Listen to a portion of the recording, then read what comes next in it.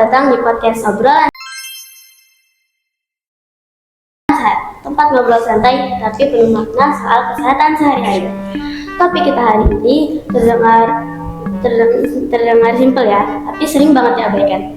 Sembelit. Kenapa bisa terjadi? Bahayanya apa? Dan gimana cara mencegahnya? Sekarang kita sudah kedatangan 4 narasumber kece hari ini. Halo semuanya. Halo Kenes. Halo.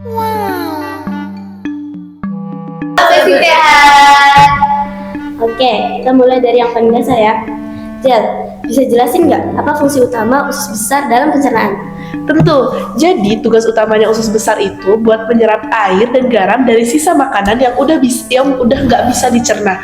Dan nanti dari sisa makanan itu akan dibentuk jadi feses. Nah, dari feses itu nanti akan disalurkan ke anus buat dibuang. Jadi bisa dibilang kalau misalnya usus besar itu adalah bagian akhir dari sistem pencernaan kita. Gitu. Berarti kalau misalkan usus besar nggak bekerja optimal, terus ususnya bisa panjang dong berabe nanti. Betul banget tuh. Jadi kalau misalnya usus besar kamu terganggu, salah satu efek utamanya adalah sembelit. Nah, ini yang sering jadi masalah. Gila, kenapa sih orang yang kurang makan dan jarang minum air putih itu rentan sembelit?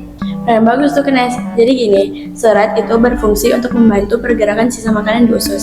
Serat juga menyerap air untuk membantu feses menjadi lembut dan mudah dikeluarkan.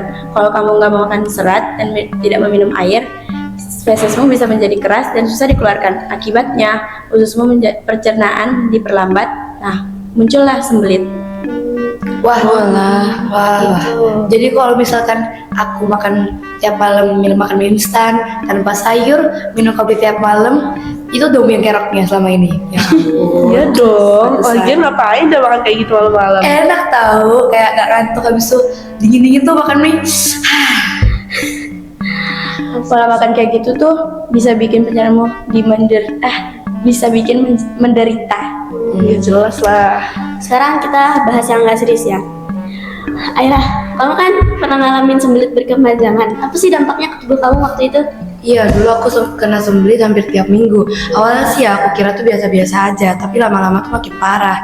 Aku tuh dulu waktu itu sempat kena wasir. Wasir? Bisa. Aku sekarang juga itu lagi. Sekarang gitu, Sa? Iya. Soalnya Tahu waktu itu perutku itu kayak terasa penuh, terus nggak nyaman. Terus akhirnya aku konsul kan, dokter bilang kalau misalnya dibiarkan terus-menerus bisa memicu penyakit yang lebih serius seperti virus urat anus, bahkan dalam jangka panjang itu tuh bisa bisa memicu gangguan pada usus besar.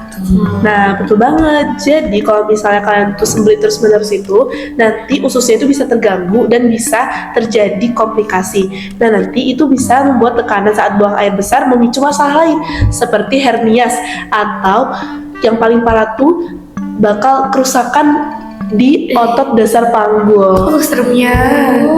Oi. Oke. Wah, ternyata sembelit bukan hal sepele ya. Oke, sekarang kalian satu-satu kasih tips, cepet dong.